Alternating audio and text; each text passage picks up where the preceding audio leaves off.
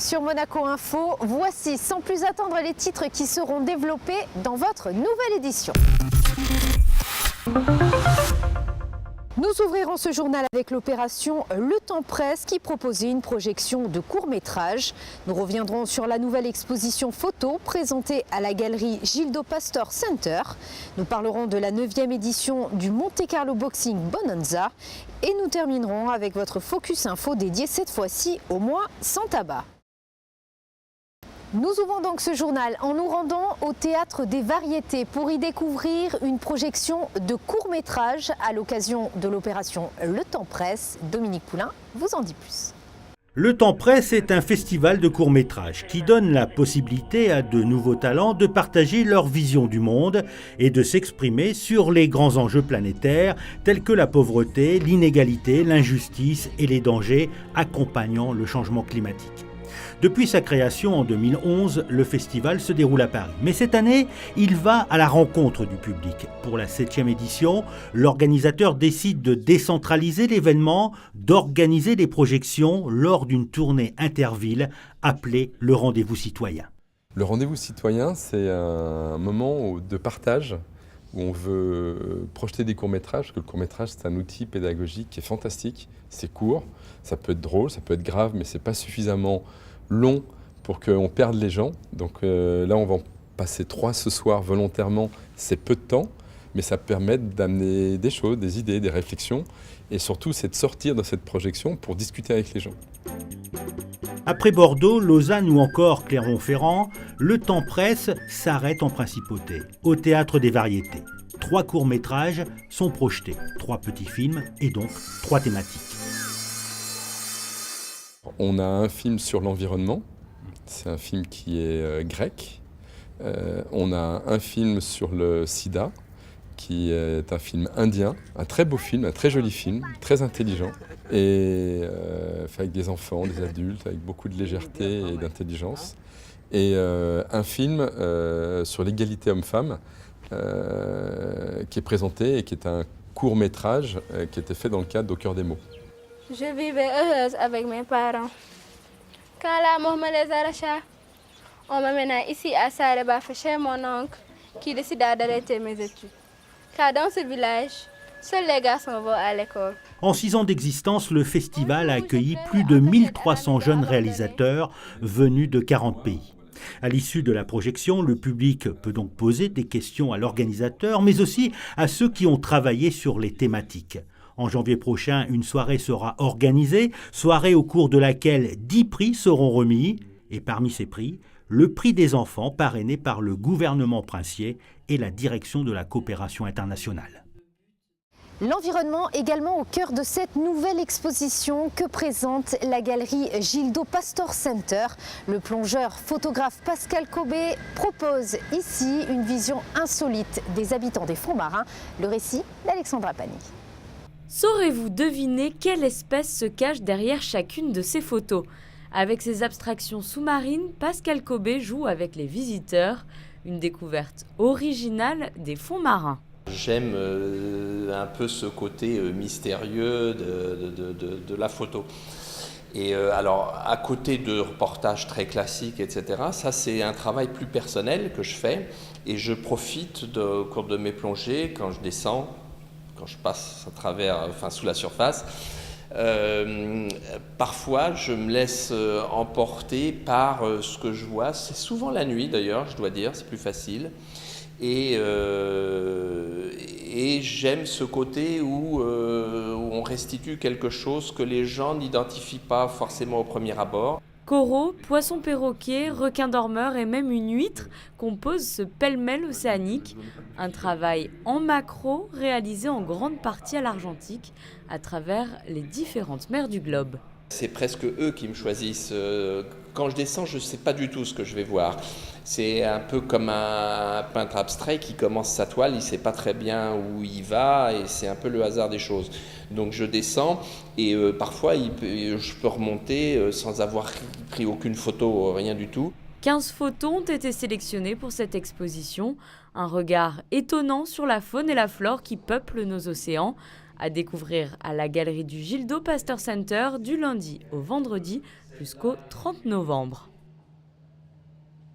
L'actualité monégasque continue en bref et en images. Le sport nous mène à l'étranger. En Turquie tout d'abord et en football en Ligue des Champions lors de la 4e journée. Match nul lors de la rencontre Beşiktaş-JK AS Monaco. 1 but partout. Les Monégasques se sont largement imposés lors de la première mi-temps, mais la seconde a été plus difficile.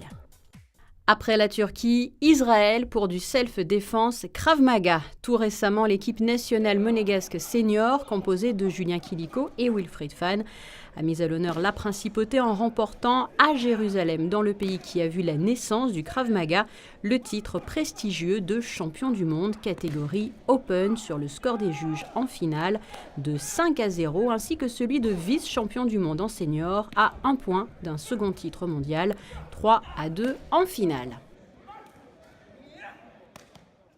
Et à noter, un rendez-vous pour les amateurs de boxe ce samedi, une réunion dans les salons du Casino de Monte-Carlo dans le cadre de la 9e édition du Monte-Carlo Boxing Bonanza. Un reportage de Fabien Bonilla. La salle médecin du Casino de Monte-Carlo va accueillir une réunion pugilistique ce samedi. Au programme, entre autres, 2 championnats du monde WBA. Le premier à partir de 20h en poids mi-lourd, celui du redoutable boxeur russe Dimitri Bivol, qui souhaite ajouter un KO supplémentaire à son record. 9 KO sur 11 combats, 0 défaite. Il sera face à l'Australien de 26 ans, Trent Broadhurst.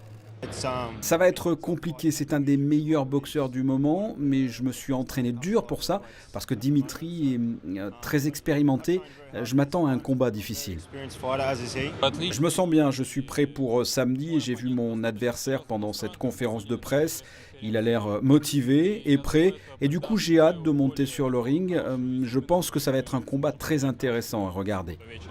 Le second titre mondial WBA en poids coq, l'anglais Jamie McDonnell défendra son titre face au vénézuélien Liborio Solis. À noter également un combat éliminatoire pour le championnat du monde WBA des poids plumes et un championnat européen des poids lourds.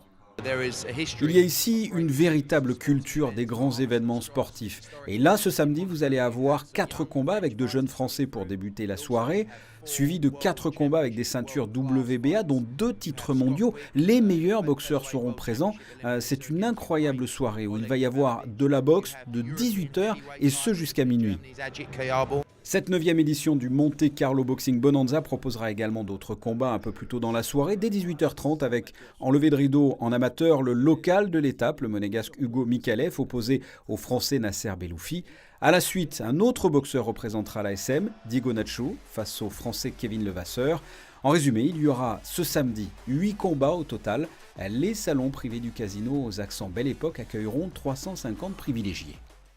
Alors qu'a débuté ce mercredi la 2e édition du mois sans tabac, une équipe de Monaco Info a mené l'enquête sur le déroulement de cette opération. C'est votre Focus Info, il est signé Dominique Poulain.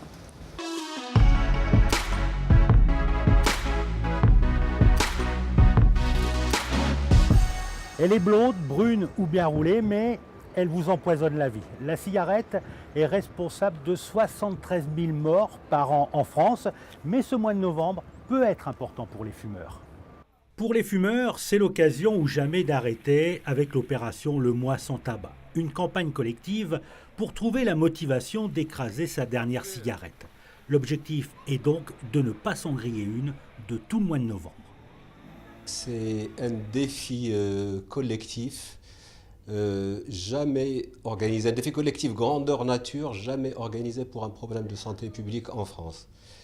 On invite tous les fumeurs à s'arrêter tous ensemble, j'insiste sur le mot ensemble, il y a la dynamique de groupe, l'effet entraînement comme on dit, arrêter tous ensemble pendant un mois, du 1er au 30 novembre.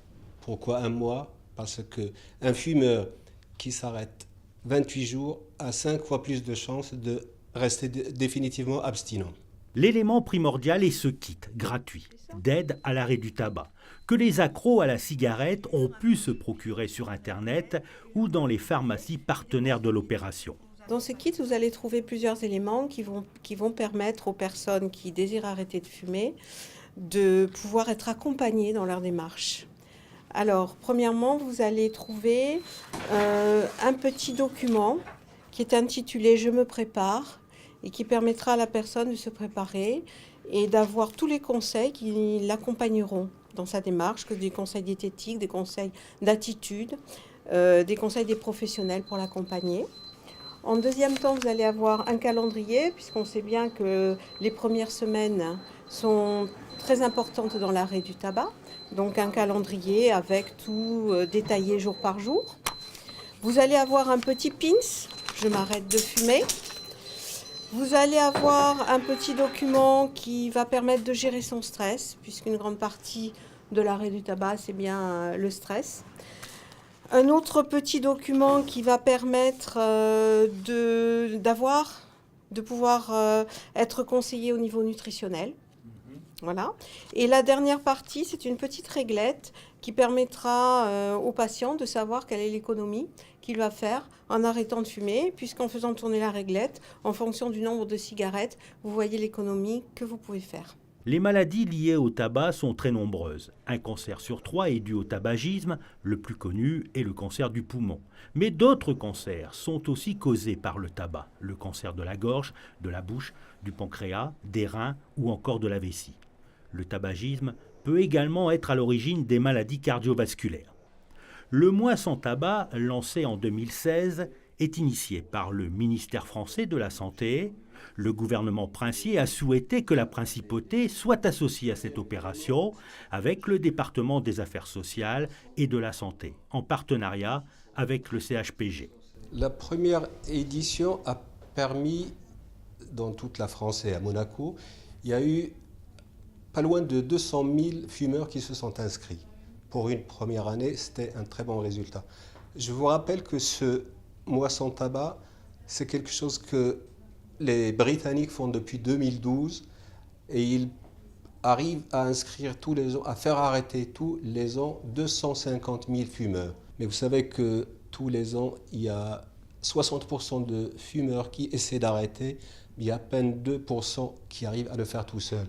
Mais ceux qui passent par une consultation, qui ont un suivi spécialisé, il n'y a pas de raison que ça ne marche pas. À Monaco, l'édition 2017 est élargie à la prévention pour les femmes enceintes. Fumer durant la grossesse comporte de multiples risques pour la grossesse elle-même et pour le développement du fœtus. La cigarette, c'est effectivement à bannir pour les femmes enceintes. Et la plupart des femmes nous disent moi, dès que je serai enceinte, j'arrête de fumer. Et en fait, ce n'est pas un très bon calcul parce que ce qu'il faut, c'est arrêter de fumer avant d'être enceinte. Parce qu'en réalité, le tabac est nocif avant même d'être enceinte. Et en particulier, c'est une cause, ça augmente un petit peu le risque de fausse couche, mais surtout, c'est la première cause de grossesse extra-utérine. Et ça, on ne le sait pas généralement. C'est-à-dire que la grossesse, au lieu de migrer dans la trompe jusqu'à l'utérus, elle va se bloquer dans la trompe et se développer dans la trompe.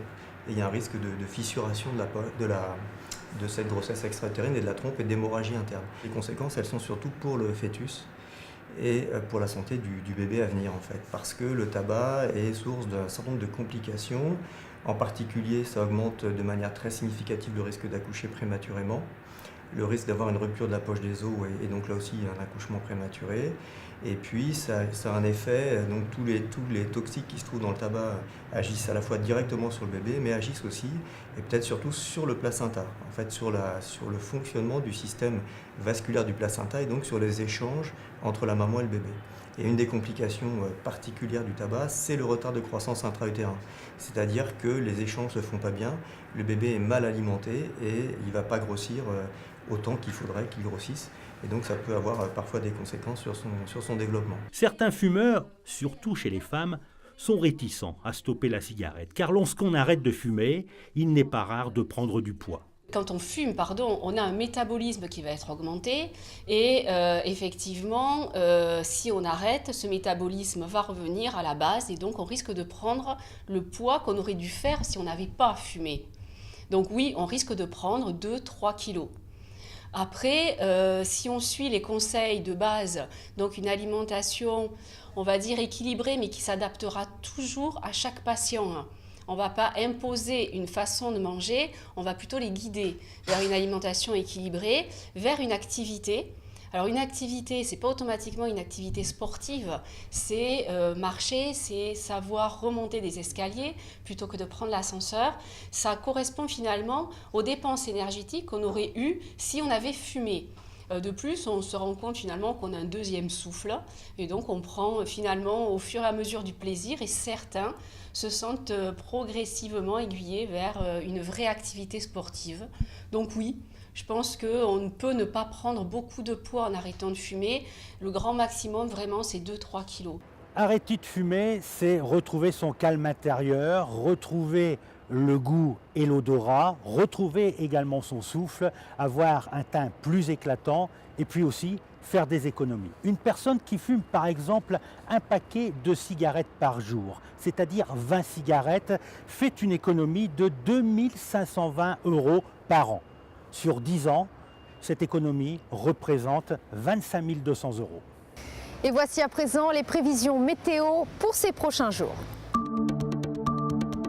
Vendredi, un soleil doux et quelques nuages, brise de mer modérée, température comprise entre 14 et 20 degrés. Samedi, un temps assez beau dans la matinée, le soleil sera progressivement caché par les nuages en cours de journée, température encore clémente. Dimanche, un temps médiocre et plus frais avec de la pluie, surtout le matin, tendance orageuse, percée difficile du soleil, température comprise de 15 à 16 degrés.